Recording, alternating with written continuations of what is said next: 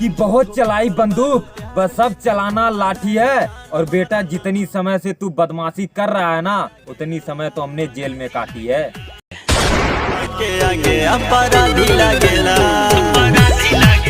कि खेल चाहे जैसन हो, हर खेल के खेले वाला खिलाड़ी हैं। और बेटा अगर तू शेर हवाना है तो हम शिकारी हैं।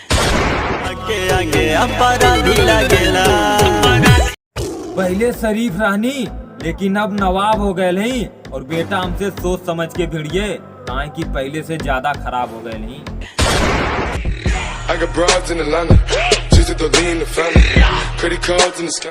हालत चाहे जैसन हो, हमके देख के केहू ना रोकेला।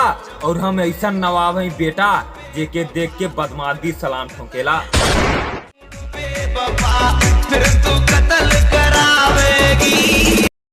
बदमाश बनले पे सब लोग औकात में रहला, ए नाथे बेटा हमें देख के सब बैड बॉय कहाला।